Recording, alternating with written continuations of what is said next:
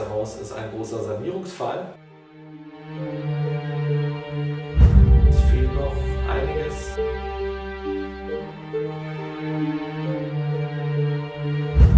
Das Haus kaufen und danach selber zu sanieren. In 3 Worten: Jugendkultur, Selbstorganisation, Chaos.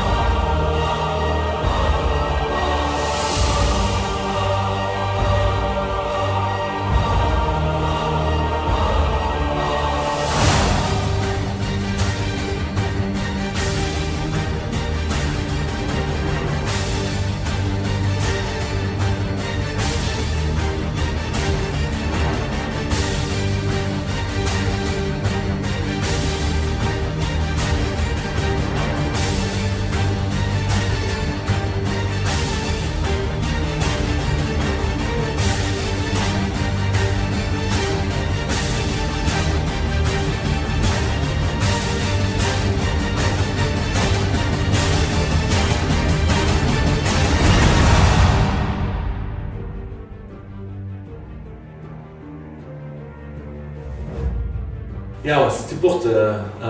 Die Buchte ist ganz viel. Die Buchte ist erstmal ein Jugendhaus inmitten der Bremer Innenstadt, was nicht ganz gewöhnlich ist, so für so eine große Stadt, dass es so ein zentrales Jugendhaus ist. Und die und die Buchte ist auch eine Einrichtung der Naturfreunde ist. Und in dem Jugendhaus kann man extrem viel machen.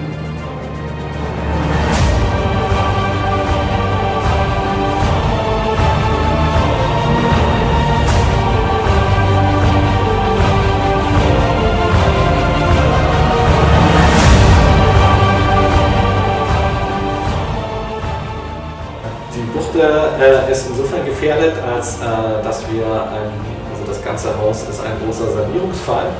Wir haben den sogenannten gemeinen Hausschwamm hier drin und das bedeutet, dass zumindest irgendwie in der einen Haushälfte eigentlich alle Decken, Wände und Böden aufgemacht werden müssen. Und dementsprechend es eine Grundsanierung geben muss, das Dach muss repariert werden. Das kostet so viel Geld, dass die jetzige Hausbesitzerin sagt, sie möchte das nicht machen, weil das für sie nicht wirtschaftlich ist. Und daher unsere Idee, das Haus kaufen und danach selber zu sanieren. Bei uns geht es darum, den Standort zu halten. Weil der Standort so zentral kriegt man für Kinder- und Jugendarbeit nicht noch. Helfen kann man, indem man das Geld, was man eventuell für sowas übrig hat oder wo man sagt, okay, das möchte ich für sowas gerne investieren, an uns spenden. Es fehlt noch einiges an der Sanierungssumme, die Kaufsumme haben wir zusammen. Aber für die Sanierung fehlen noch über 100.000 Euro. Und jetzt nicht erschrecken, auch wenn jemand nur 10 Euro macht, hilft uns das auch viel. Wir freuen uns natürlich auch über große Spenden. Wir freuen uns auch über regelmäßige Spenden in Form von Daueraufträgen. Aber selbst wenn man selber nicht so viel Geld hat, manchmal weiß man ja vielleicht ein Onkel oder über 2 Ecken Leute, die gerne gute Sachen unterstützen, weil sie ein bisschen Geld über haben.